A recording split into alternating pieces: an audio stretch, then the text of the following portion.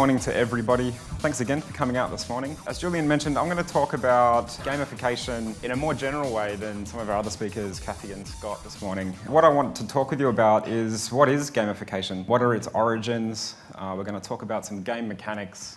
We'll look at some examples, and then we'll also look at what gamification means in a business context. So let's see a show of hands in the room. Who's asked the question, is gamification a sham? Is it a fraud? Hands up. Okay, that's far fewer than I thought, which is a good start. You must be intelligent people. Let's see a show of hands. People that find it annoying. Presenters asking you to raise your hands. Okay, so I think it's useful to talk about the origins of gamification, where it's come from, where this term gamification is quite popular at the moment. People have been talking about it for quite a few years. I think it's useful to look at where that's come from. This person here on the right of screen, this is our friend B.F. Skinner. Some of you will be familiar with him, I'm sure. He's a quite famous psychologist and responsible for something called the Skinner box behaviour modelling. So if you ever saw the experiments that are often referenced in, I suppose, pop psychology really, mice being fed pieces of food and that changing their behaviour, basically addicting mice to do certain tasks by giving them food.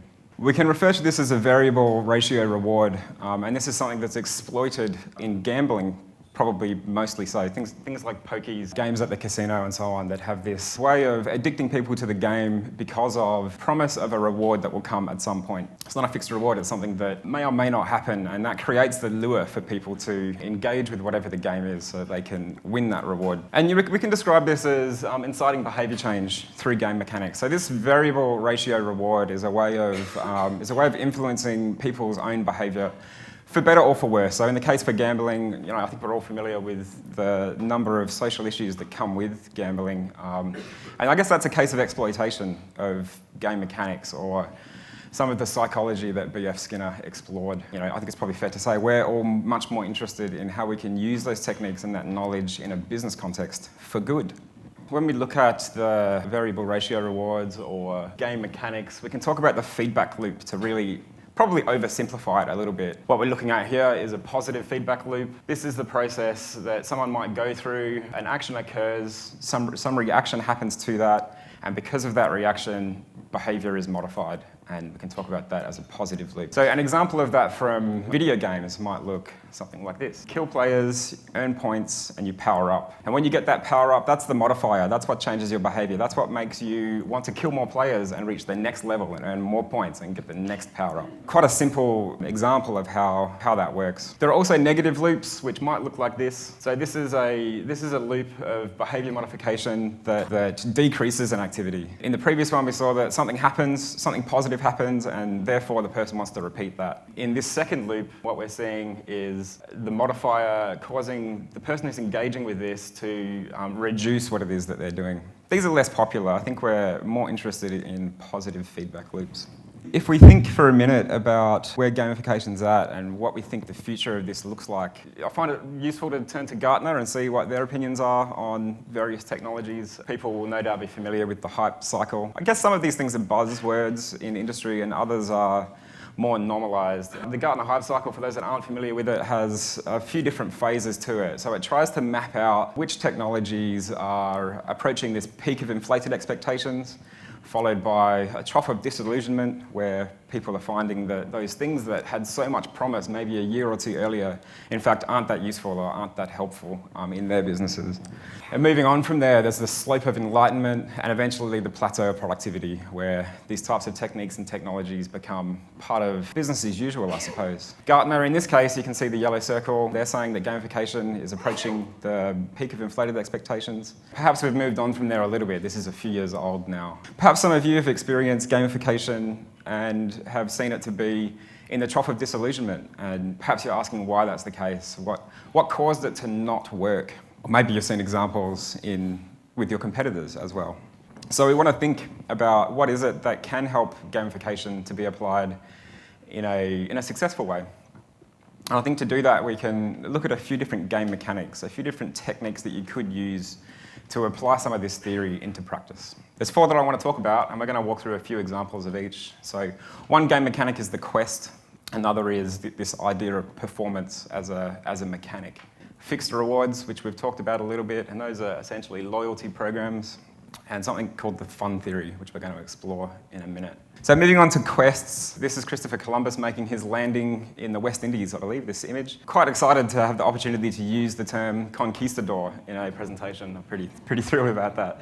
But I guess in this case, Christopher Columbus's quest was perhaps more meaningful than what we might consider as a quest in digital products. I like to use LinkedIn as an example of a fairly straightforward quest for customers. I'm sure many of you are users of LinkedIn, and you probably remember the process you went through when you signed up. You can see over in the top right-hand corner, there's an indicator of profile strength, which lets you as a user know how far along the quest you are in completing your profile. And as you fill in your name and your form and your past work experiences and connect to the people that you have in your network and so on and so forth, you move further along toward completing that quest. And so it's quite a simple mechanic that helps to change the way that people interact with the product.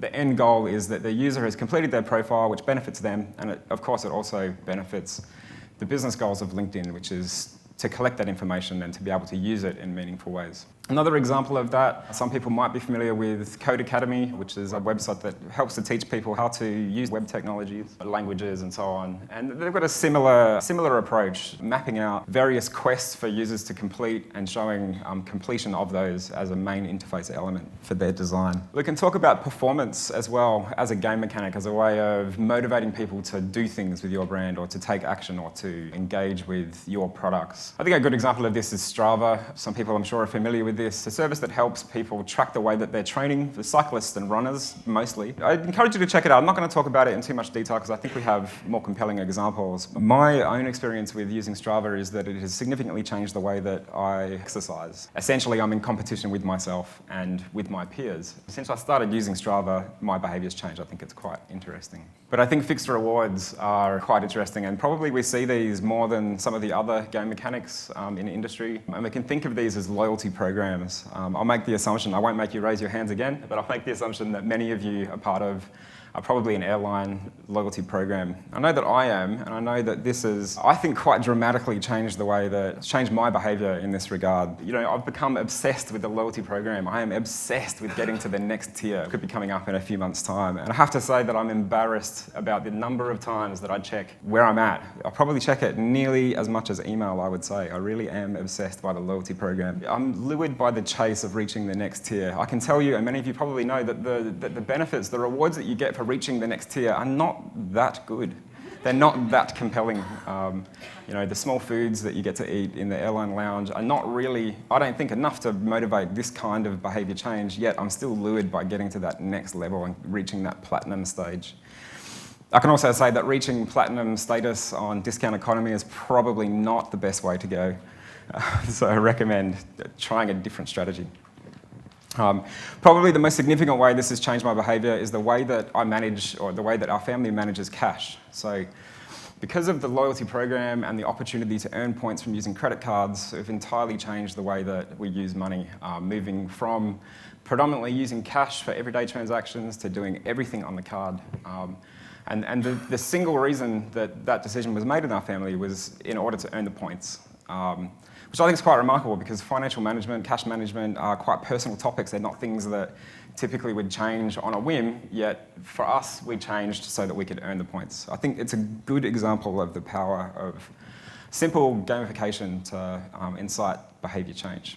There's something else called the fun theory, which, as its name implies, is a little bit more fun. I can summarise this basically by saying, where something is fun, people will engage with it. So fun can obviously change behaviour for the better, is how they put it. How can we think about applying game mechanics to a business context? What are the things that we need to consider? You're going to hear some more about some of these topics from our other speakers. But in summary, I think we'd be well served to think about who our customers are, what it is that they're doing, what type of person they are, what are their motivations, which specific behaviours do you want to influence influence. Many of you have probably seen gamification applied in the case of random assignment of badges and points, which in some contexts, in social media contexts, with some of our friends that are comfortable externalizing their entire life, perhaps seeking that recognition from their friends, perhaps that's appropriate. But if those are not your customers, if your customers aren't similar to those people and that's not their motivations, then we need to think about what behaviours it is that we do want to influence if we're going to think about how we can apply game mechanics in a meaningful way. Both from a customer experience point of view, that your customers would have a meaningful experience, but also from a sustainability point of view in terms of your business. What makes sense for you? Are you applying game mechanics for fun, or presumably that's not the case? Presumably there are some business objectives that you are looking to achieve by doing that. And very quickly, I just want to talk about the bonus round, which is about some of the side effects, I think, of some of the more common gamification techniques. This is Steve Krug. He wrote a book called Don't Make Me Think, some of you might be familiar with. He likes to talk about web usability and the importance of making an experience intuitive for users, essentially to not make them think. If you've ever been to the ATA website, you may have been overwhelmed by looking at this. There is a remarkable amount of stuff going on this web page, and that's not to say that it's a bad web page. There is a lot of really valuable information here, a lot of things that people really need to do. The issue here is that it's very difficult to know what to do. This is what Steve talks about a lot. He talks about how can we improve design to help people understand how to interact with something like this. And I think sometimes gamification does that for us. So I like to think of that as the bonus benefits of some of the gamification techniques. What we really wanted to do is talk about how we could try and engage our customers more with superannuation, because we know, and I've got some research I'll talk about, we know a lot of people kind of don't get it, they're not interested in it. And we thought, given the environment we're working in, we work in a highly legislated environment. At the moment, there's some stuff coming through called My Super, which I won't bore you all with the details of that. But basically, it means that the government and stakeholders within the environment, like including competitors like ourselves, are saying, how can we make super simpler? How can we actually get people more involved in it, knowing it's going to be the primary source of their income in retirement, most likely? And in doing so, they've introduced a sort of way of kind of stripping down the product features, keeping it simple. And what that means, that's great for consumers because hopefully it will increase their understanding. But for a competitor in the marketplace, it actually means things are getting a little bit more homogeneous. And you then sort of say to yourself, well, how can I differentiate what I'm doing and stand out from the pack as doing something different or something interesting? And how do I engage customers? And we actually believe the key to us knowing that the product features were going to be a lot more simpler than they had been and a lot more like our competitors, that something like gamification might actually help us. And we actually strongly believe the customer value proposition we actually explained to our customers and used in our marketing material and our sales processes was going to be key in showing why you would choose Suncorp versus someone else. And to that way, gamification kind of slotted in there. And I have to admit, as someone that was sort of new to the organisation when we started on this project, I thought that'd be a really neat idea as well. Like, how could we actually use that? That sounds pretty leading edge. I've done a lot of technology projects. How could we make it work? And so that was sort of the beginning of our journey.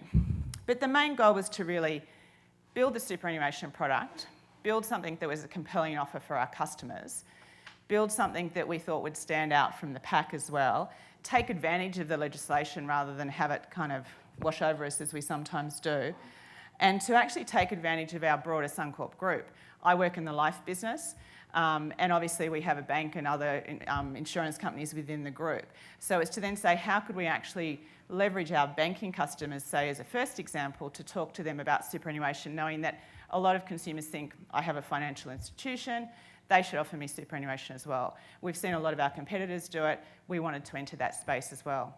The other key thing we thought as a way of engaging customers was to say, look, if you put your superannuation as a line item in your internet banking, you're starting to build a personal balance sheet. That would be a compelling engagement point as well. So that was kind of our starting point. Build this simple super product, work with other people within our group to leverage the technology they already had in internet banking, and truly try and drive the engagement that we actually wanted to achieve. And the reason we saw engagement, as I said, was so important was because this is kind of how most people tend to feel about their superannuation. It's a pretty boring topic. I don't find it so boring, but I think I am a minority, or I know I am. A lot of people aren't engaged, and in fact, a lot of people feel it's almost like punishment in a sense. The government makes me do it. The government makes me have this account. They keep mucking around with it as well. I can't get it till I'm 65. There's lots of all this sort of negative baggage around superannuation. And when I change jobs, I actually have to change my superannuation again. That's a bit of a headache. And I actually have to pay for the privilege along the way. So, our research really tells us that people feel a little bit like those two people within it. We do a lot of research, and what we really wanted to do with this product was start with kind of customer insights and customer-based design. And we do lots of waves of research, as I said, and we've just updated some of it. And I'll just share with you a couple of statistics that really sets the context for what we were dealing with. At the moment, this is just a recent one, 64% of people think the government meddling in your superannuation is actually eroding your confidence in it. And you guys can probably relate to some of this stuff. We did a very broad base of research. Interestingly, on 1 July, the superannuation contributions you make every year actually go up to 9.25%. This was only done in February, March. July is not that far away. 76% of people didn't even know that that was going to happen. And interestingly, 36% actually feel like it's not their money because your employer takes that bit out of your salary, puts it over here. You might get a statement every year, you might not. Nearly half the people we researched find super complicated. They know it's not easy to understand, it's complex. A lot of people prefer not to think about it, and I'll focus on that in a little while. 31% powerless, 25% of those people who find it complicated are embarrassed that they don't know how to work it out, and 15% feel depressed. So it's not a great platform to work with, I'll admit. But I think the interesting thing is the feelings of being powerless and embarrassed, people don't know how to get into it. They know that they should, because for most of us, if you think about it, the average person will strive to own their family home. Superannuation is likely to be their next biggest asset. So when you say, I don't know my balance, or I don't know this, or I don't know about it, it's kind of embarrassing in a way, I get that emotion, to say I don't know enough about the second biggest asset I'll ever have in my life. A third of people are not even interested in it, feel there mightn't be enough, so what's the point? Don't even know where to get started. Interestingly, the other point of that is 46% of people actually know they should be doing more with it. The last one is a really interesting one, and we did a lot of testing along the way, both with customers and with our branch stuff to actually see how they felt about it. 1 in 4 people, our research told us, they admitted to this, had no idea what their super balance is. If you actually talk to a sales and service consultant in one of our branches, they kind of sniggered a little bit because it's probably more like 75% of people don't know what their balance is. So when they go to fill in their home loan form, they get to that bit, they take 3 days. The client service consultant might have to make a few calls to get that. So we don't even know what that balance actually is, and this is our whole retirement savings. Our starting point can sound really bad because a lot of consumers felt it was too hard, too complex, and too big to make the first move. So with that in mind, we thought, try and change that paradigm. So how can we actually look at superannuation differently? How can we break it up into small bite-sized steps? And this is where the concept of the gamification part came in mind, to say, how do you put little steps in a path or breadcrumbs in a forest for people to follow that they'll then actually say, oh, that first step wasn't too hard, I might actually do the next. And then the concept of rewarding people for that, and I'll talk a bit about how we sort of thought through that, to say that encourage them to take the next step.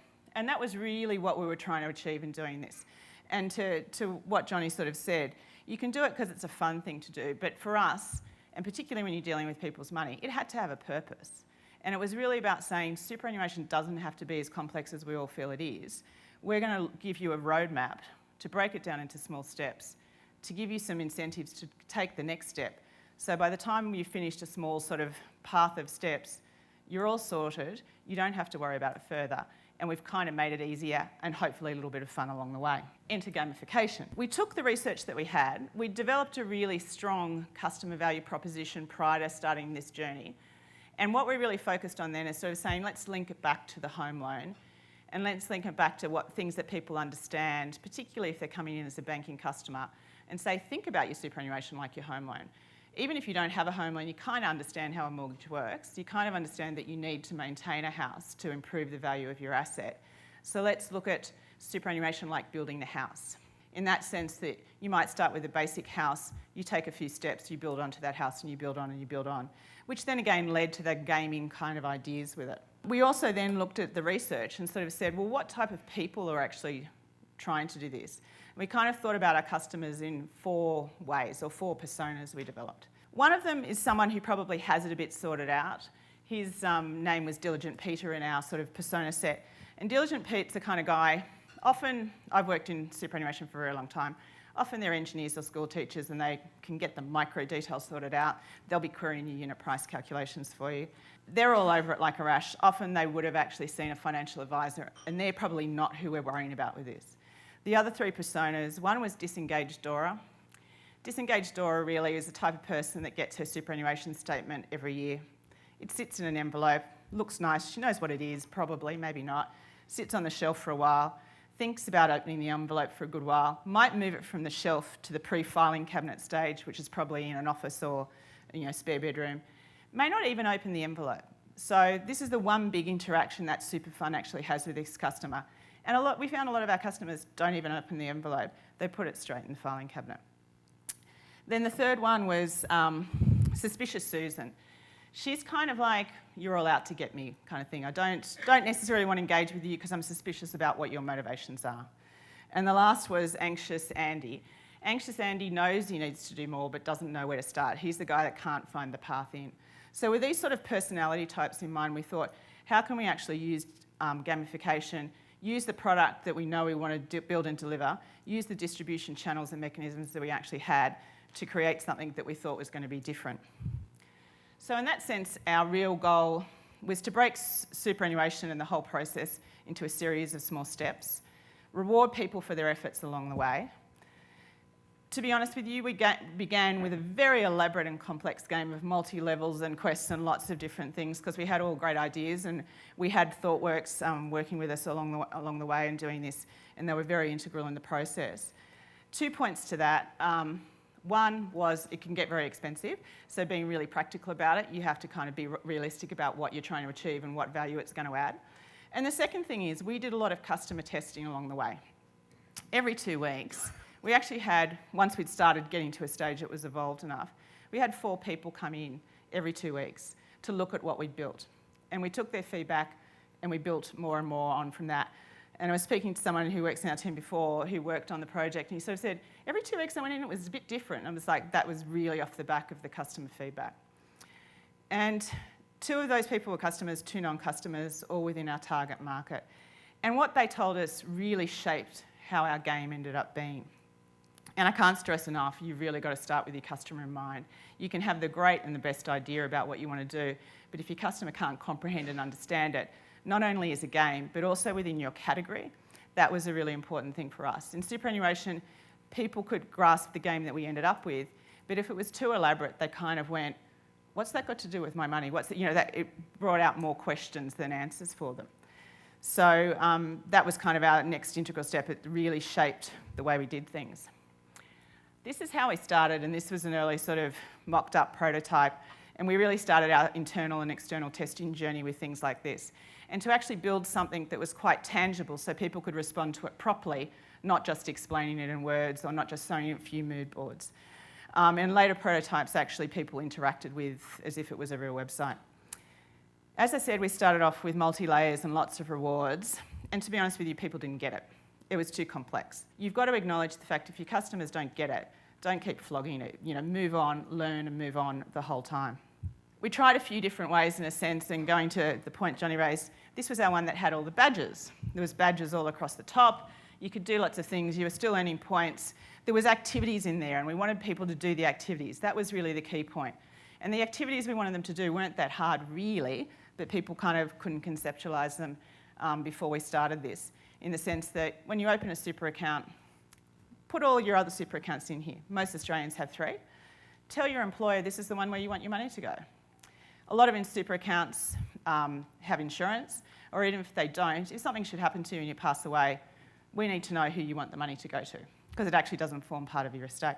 Other things that you could actually do in terms of understanding your investment options and other stuff was all part of the journey. And I think customers got that aspect of it, but the complexity of the game, and they didn't quite get why we needed badges. So sort of refine and go on again. Let go of some of your great ideas. Again, you'll notice that there's a lot less steps here, there's a lot less badges. Customers that went, yeah, but no. So we had to move on again. And we were really trying to build the customer value proposition of the house into it as well. So part of the goal with this is you're actually building a house and doing it. You were becoming an engineer and you could actually build a physical house, we thought, and we kept some of that in the final iteration of it. But as you see each time, the complexity had to get stripped down, and this was solely off the back of our customers telling us what they could understand and comprehend in the superannuation space. So this is sort of where we kind of got to, and we did quite a lot of customer testing at this stage. People understood the analogy of the house, they kind of got that. The really good thing for us is our bank branch consultants really got it too, because they were familiar with home loans. People liked the dashboard idea, that was actually a winner. And a lot of this stuff in some ways is not revolutionary, but it's how you put it together and how you present it to the customers is going to be key. Again, here we still had points. And the last thing we kept hanging on is going, people will get points eventually because they love reward points on Qantas, they love reward points anywhere. They went, I don't get points in super. So the last little bit we let go of as well, and we moved on, and we ended up with something more like a LinkedIn, I guess, quest type thing in a slider bar. And you'll actually just sort of see here, there's all these sorts of things along here and little tombstones of what you can do. The activities we actually wanted people to do and the tasks they needed to provide were just down here, really simple, and that list gets added to and it gets marked off along the way. And what they're actually building was their dream home up the top. And while I couldn't show it today, what it actually does is as you move along here, you start with quite a simple house. And as you move along, you get the car out the front, you get the second story, the solar panels, the whole little gadgets and widgets to the point where I think there's a barbecue out the back, a swimming pool and a house. And all different steps that you take, including the duck in the pond, actually are part of the activities you've undertaken. And the good thing, I guess, about the way we ended up in a way, the game is kind of optional to it. The super account will absolutely 100% function without you kind of getting into the game. But if the game can encourage people to take the little steps that help them sort out their super, fantastic. And I think I'm like anyone else, you get slightly addicted to these things and you go, what do I have to do to just get that little bit further along? And that's what all we're wanting people to do is to take the next step. Because we hopefully, in the way we designed the way the website works and the gamification part is, each step was sufficiently small it wasn't going to hurt too much. And each step was sufficiently rewarding in a sense that you could see that things were getting sorted out. In the final breakthrough, and this is actually apart from the live site, it's actually my account that I've set up, but what actually happens too is the ultimate reward is when you make a contribution. When you make a contribution, the super delivery truck arrives, sort of runs across the screen, throws some gold bags out the back, and that's your contribution. And each time you get a contribution, that actually turns up. Each time you actually do things, you move along that slider bar, as I said. And even things like now that we've built it in and integrated it into the product is that people can actually do the equivalent of a superannuation financial plan where they work out, have I got enough insurance? Am I in the right investments? Am I doing the right thing in all these different areas? And it'll actually help you implement those changes as well as part of the game. That moves you along further in the game. So the game mechanics ended up being quite simple. And in some ways, I think as a business and with the ideas we had originally, we've not let go of the idea of having a much more complex game, but we really had to focus on what our customers could understand, what would make sense in the context of the product we're offering. And I can't stress that enough, because with money, superannuation being sort of a money-related category, you want to make sure that people are comfortable with what you're doing. And I'm sure you all come from different places and different perspectives in terms of the products that you work with, but you know you've got to listen to your customer. If we didn't listen to our customer and we persevered because we thought we knew better, I really don't think it would be successful. We've only launched this product in December, so it's early days, but there's good early signs of success, hopefully, and I hope it goes on a lot further. And I think that we're really seeing there's an opportunity to revisit game mechanics. And just to show you one last thing, this is really the simplicity of the game we've got, that we'd like to actually think that we could revisit that, add more to it, embellish it further. If we have product innovations that we want to add to it, obviously that's an opportunity to revisit the game. But don't, as a business owner in doing it, don't be afraid to kind of let go of some things in your original vision to make sure that you actually have listened to the customer and you're using things like gamification to really kind of maximise what you're doing, not just because you think it's a good idea. And I think we learned a lot along the way and really enjoyed sharing the story on that. But I think customer at the forefront was really what we wanted to do in designing this product. And I think we kept that through the design totally. So thanks, everyone. Well, What I'd like to talk to you about is how you execute on these things. So when you have an idea for a game and you want to start rolling it out and delivering it, what are some of the things you need to think about? Gartner again. Johnny mentioned the Gartner hype cycle. And they had this very lurid headline, about how 80% of the current gamified applications they expect to fail. They said primarily due to poor design. Due to poor design. I guess I'd take issue with that. I think they probably all thought they designed it, and maybe it's the way they go about the design that has something to do with it. So what people's reaction to try to avoid this are sometimes to do a whole bunch of design up front. So I have many times walked into a customer that wanted a system delivered and been confronted with a stack of wireframes like this because they're so concerned about failing and concerned that their investment be the right investment that they did a lot of very detailed design on the website and they didn't want to leave anything up to chance. I don't know if any of you have tried this. Usually, though, that gets thrown out within the first few weeks of the project. You might try to buy your way out of the situation. So the market is really crowded right now with these gamification platforms, things like Badgeville, and here's a bunch of other ones. Actually just implementing the mechanics once you know how to do this is not the hard part. It's it's much more in how do you roll it out a little bit at a time without making a huge upfront investment in software and be able to alter your course as you go along. I'll talk a lot more about that. So you could also just give up and say it's all too hard. I don't know how we can go about doing this correctly. It's too complicated, so obviously we wouldn't have much to talk about if we were going to recommend that strategy. What can you do to avoid the trough? I don't want to give Gartner any more free advertising. This whole hype cycle was started by a guy named Everett Rogers back in the last century, the early part of the last century, talking about the diffusion of innovation in farm machinery. And it's been the same ever since, it's the way that we adopt technology. So if we are nearing the peak, how do we avoid the trough? How can you, in your gamification journey, avoid falling into that trough? So I'm going to give you 3 principles to take home. The first is relentless customer centricity, and I think Cathy mentioned that too. The second one is working with small interdisciplinary teams, and then picking the right technology and using technology that gives you the flexibility and mobility to be able to adapt and evolve to changing trends. So first of all, let's talk about this customer centricity thing. How do you do this? I think everybody believes that their customer is at the center of their business. How do you manifest that, in when you're delivering software? This is an example of a design workshop at realestate.com.au. And this is like a lot of design workshops. I'm sure many of you may have been in situations like this. What was unique about this one is that they actually brought customers in on the first day. So they actually went out and got candidate, real estate shoppers and brought them in to participate in these sessions of sketching and putting their ideas up and talking about them and evaluating and then erasing them and starting again.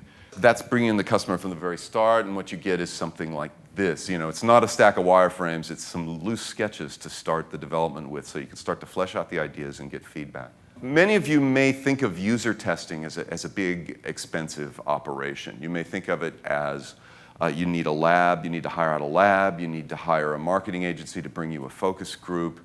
It's something that people tend to do once, maybe, in the life cycle. But this idea of guerrilla user testing goes way back. Jacob Nielsen is one of the fathers of user experience, has been talking about this, that the most you need for an effective user test is 5 users. That doesn't mean that's the only one you do, but if you have a certain amount of resources, it's much better to take a few users, do a test, try to address the things that you discovered in that test, and then do it again and keep cycling through that. That's more true today than ever, and we have the tools to let us do that now. So things like Silverback is a much more effective way to get user feedback, from actual users. You just go out and grab the actual users on the web, and you can record their actions and their emotions while they are using your site. Crazy Eggs, another one that people really like. It's a cheap heat map tool so that you can track where the user hovers their mouse, and it's very similar to what an eye tracking tool would give you. I'm going to show you a video now. It's not specifically about gamification, but it is about working in small groups, getting very close to the customer from the first day. What you see is not just a pop-up design studio. It's not just people going into a store and asking customers what they think. They are actually developers in there. They set up a complete development environment in the eyewear section at a Nordstrom store. And they were developing an iPad app to help the salespeople with the customers. So they would sit there and do some development and then hand off an iPad, take the old one back to the salesperson and evolve it actually over the period of a week in there. So that's the kind of customer centricity we're talking about, getting out there and getting your hands dirty and getting to know the people.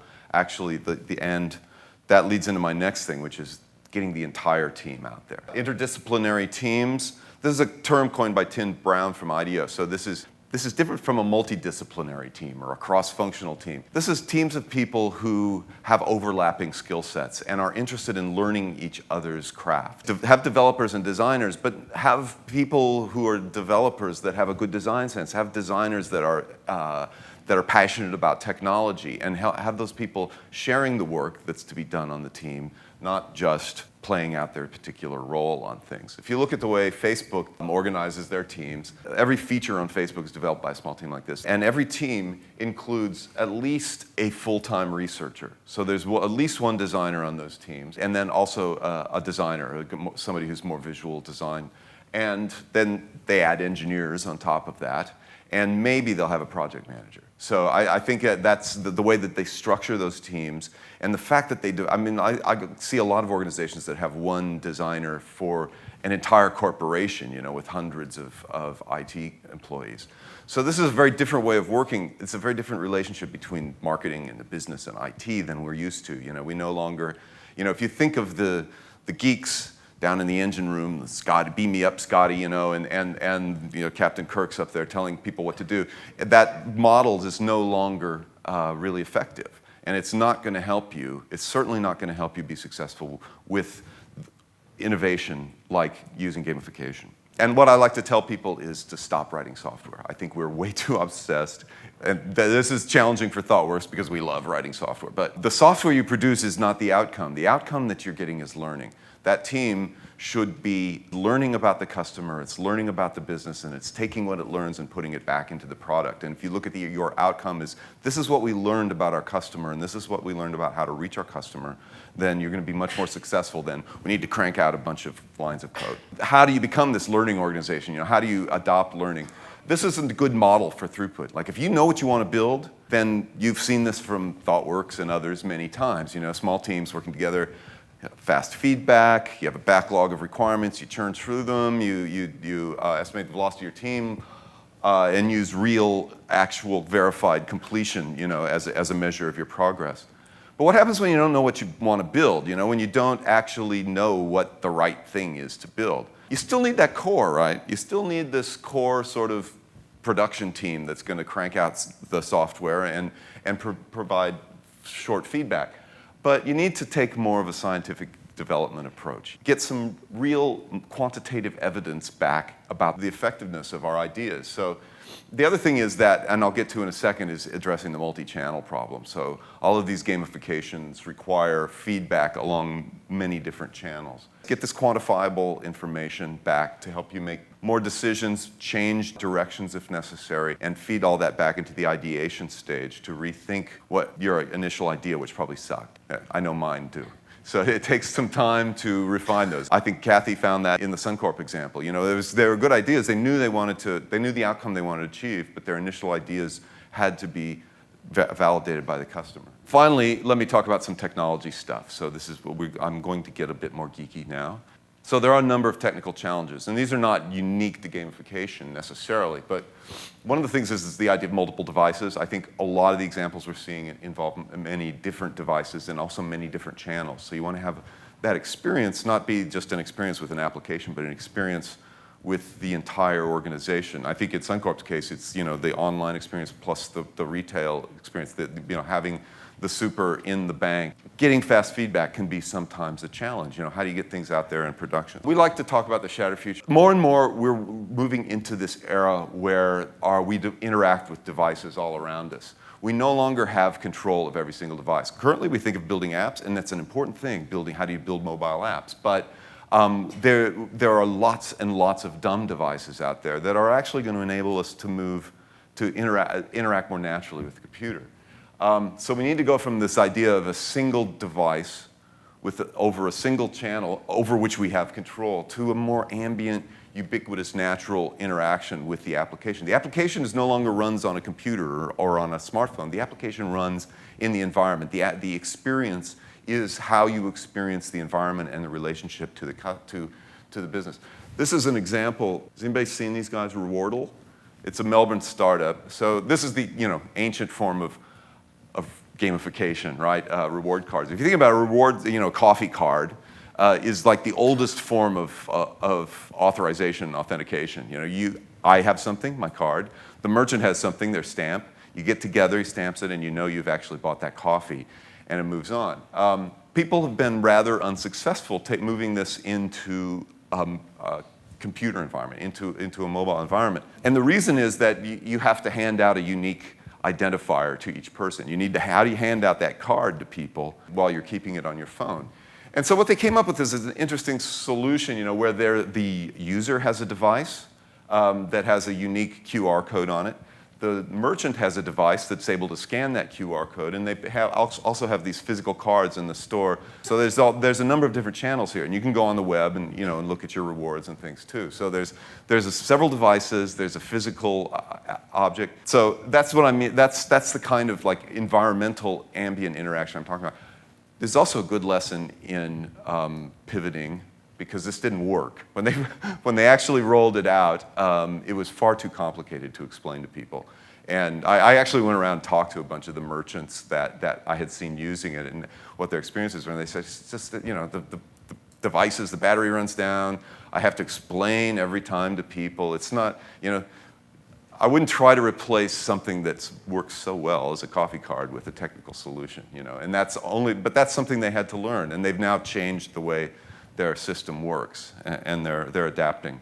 But how do we avoid this? Like when we have multiple devices, when we have multiple channels that we want to supply our experience over, how do we avoid building the same thing over and over again? And so this is a little multi-device advice.